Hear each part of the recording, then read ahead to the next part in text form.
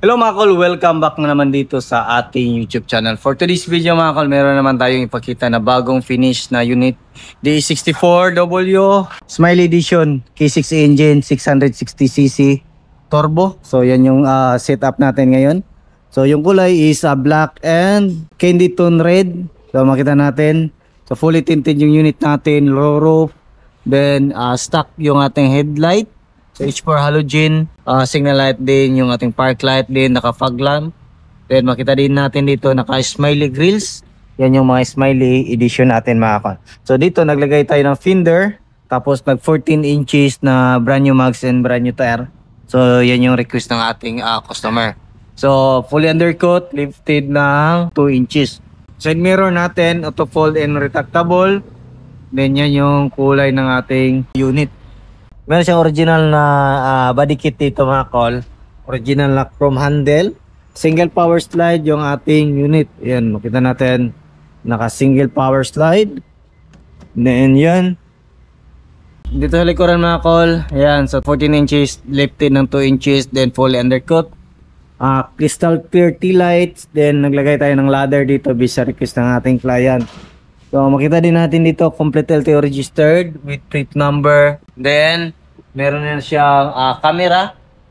Itong isa is ating dashcam, yung isa is ating stereo. Check natin dito sa loob. Ito naman sa loob mga kol, makita natin naka tayo?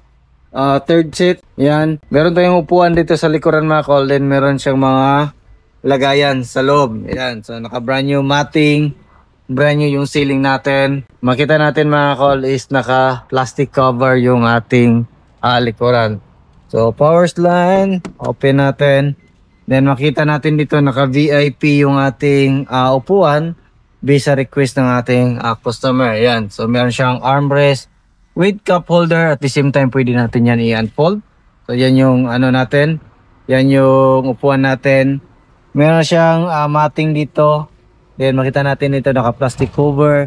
Then dito meron siyang jack and range. So black felt yung ceiling natin mga kol. Ayan, so kompleto, meron siyang mga headrest. Ganun din dito. So headrest. Then makita natin dito naka VIP sit up. Meron siyang cup holder. Ayan. So dito naka brand new din yung ating cover dito. Then makita natin is naka all power. Ito yung sa harap, din ito yung sa likuran. Steering wheel mga kol is stock. Ayan, so ito yung steering wheel natin. Naka 9 inches under touchscreen stereo with reverse camera. Meron na siyang dashcam dito. Naka digital temperature gauge na siya mga kol. So dito makita natin yung ating single power slide, headlight adjuster, fog lamp switch, then power slide switch. Then start natin.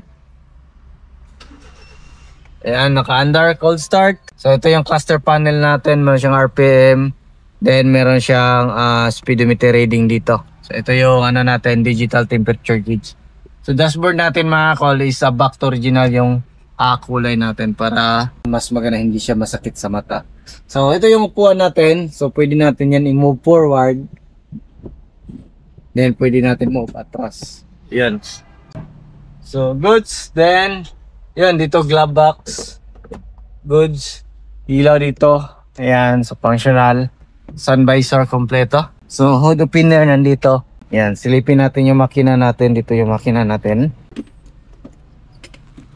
Ito yung makina natin mga kol. Yung makina natin is K6 engine, 660cc, 64 horsepower, 4-speed automatic transmission. Dito natin makita yung ating ignition coil at saka spark plug, turbo, then injector, isa, dalawa, tatlo.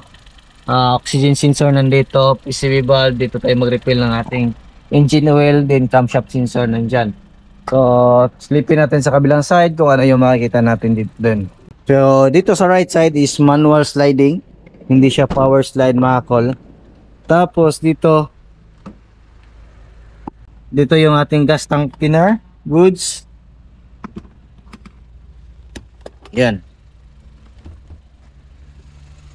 Dito natin makita yung ating throttle body, alternator, aircon compressor. Diyan makita natin yung ating tensioner bearing. Then dito tayo mag-check ng ating engine oil. So bagong change oil yan gamit yung ating fully synthetic na Prime Lube lubricants. So Prime Lube lubricants or Prime Lube Singapore yung oil na gamit natin dito sa ating mga unit mga kal. So makita din natin dito, ito yung ating ETF. Dito tayo mag-check ng ating automatic transmission fluid. Gamit din natin yung ating Prime Lube lubricants na ETF. So Dixton 3 yung gamit natin. Tapos dito natin makita yung ating main fuse box, air filter housing, din yung ECU natin nandito. Ayan yung mga makita natin dito mga kal. So try natin.